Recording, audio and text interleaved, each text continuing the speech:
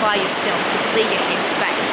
It's been suggested that if you live in a city, if you live with lots of cars, traffic, people, external influences, that your brain, your mind can get caught up in other people's stuff.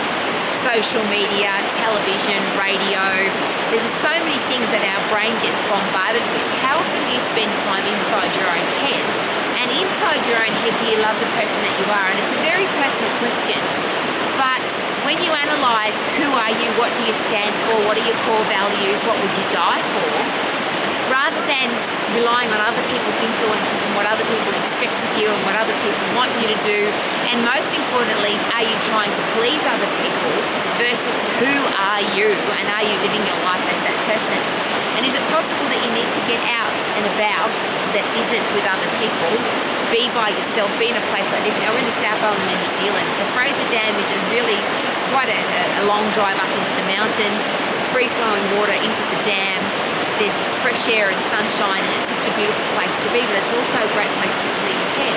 Now I'm here with my puppy dogs and my gorgeous husband, and it's also a great thing to do if you've got beautiful people in your life. Do you get away with them rather than always being with other people, the people that are closest to you, the people that are most important to you? Do you invest time with them, just them? And one of the great things about this beautiful place is we come when it's freezing cold, B, later in the evening when there's definitely going to be nobody here, so that we know that we can be by ourselves. And it's a very personal question, but do you like being by yourself?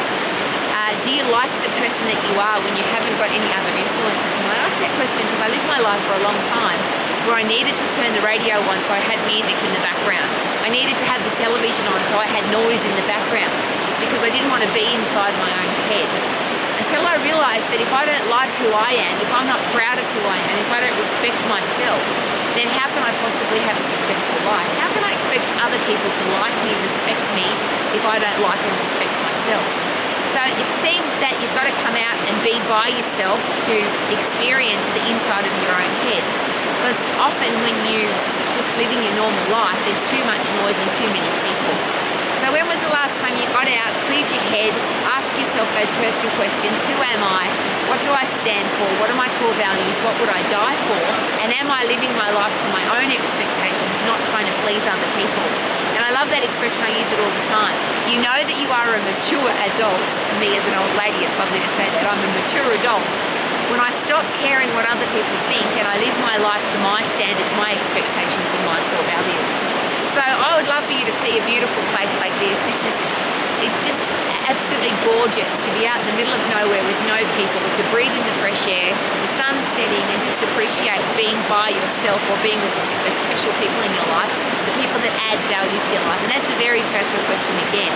Why would you have people in your life who don't add value? Sometimes we have to deal with business people or external influences, but for a short time. But you're in a circle, the people that you really care about. Why would you have people that aren't respectful, aren't kind, and don't treat you beautifully? Do you treat yourself beautifully? Do you respect yourself? And there's those questions that I just think are most important. Am I self-inspired, self-motivated, self-educated, self-disciplined, so that I can actually live my life to the max? Super-duper-doo, how are you living your life?